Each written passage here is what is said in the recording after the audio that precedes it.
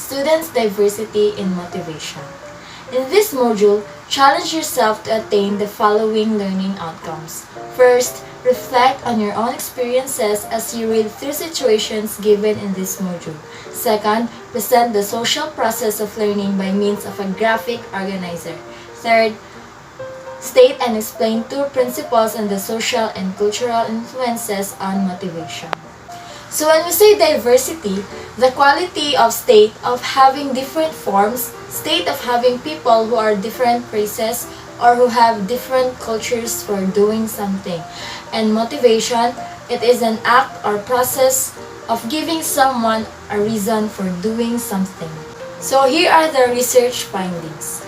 First, young children often want to gain teachers' approval to be motivated, while the older ones are typically more interested in gaining the approval of peers.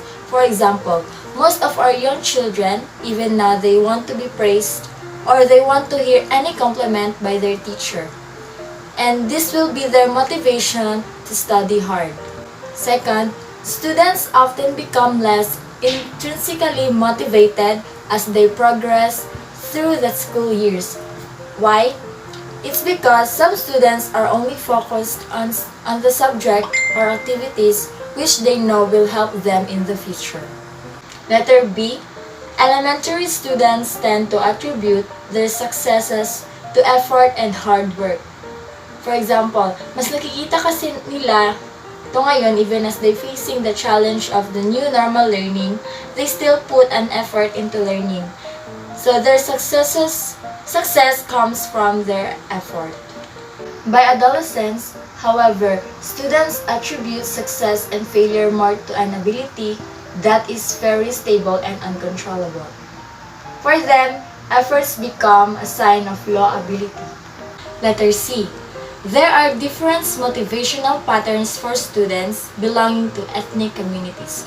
For example is, students from Asian American families may feel more pressured to perform well in school.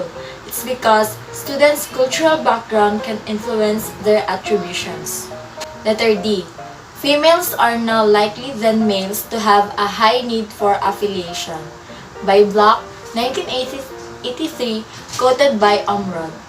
So, females are more likely to embrace and overvalue their academic ability than male. In my previous high school status studies, I actually had a male classmate who had no interest in studying.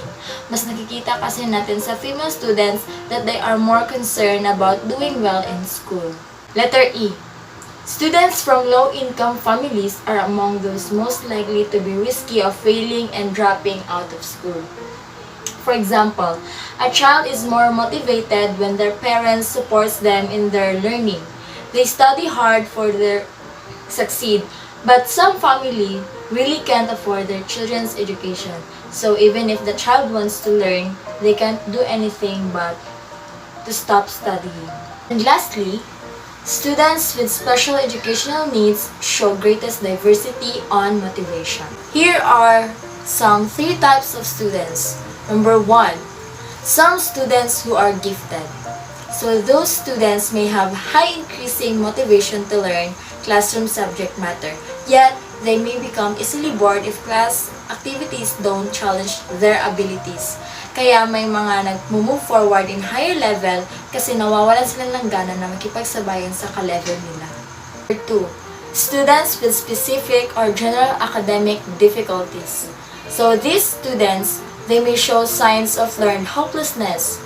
Mas kailangan talaga nila ng tulong with regards to their classroom tasks. So as a teacher, we need to think of a different way on how we can motivate such as students. Number 3, students who have difficulty getting along with their classmates. It is because with their emotional and behavioral disorders didn't know how to approach others, nahihirapan talaga silang makipag-usap o makipaghalubilo. Generalization. Our students' motivation may vary on account of age, gender, cultural, socio-economic background, and special education needs. So our students' motivational drives reflect the elements of the culture in which they grow up: their family, their friends, school, church, and books. To motivate all of them for learning, it is best to employ differentiated approaches. Two principles to consider regarding social and cultural influences on motivations. Number 1. Students are modeled the behaviors they believe are relevant to their situation. Number 2. Students develop greater efficacy for a task when they see others like themselves performing the task successfully, said by Amrad 2004. What conclusion can be derived from the true principles? Amrad said, students need models who are similar to themselves in terms of race, cultural background, socioeconomic status, gender, and, if applicable, to disability. Then, it must be good to expose our students to models of their age and to models who come from similar cultural and socioeconomic backgrounds. Do we have to limit ourselves to live models? Not necessarily. We can make our students read biographies and autobiographies of successful individuals who were in situations similar to them.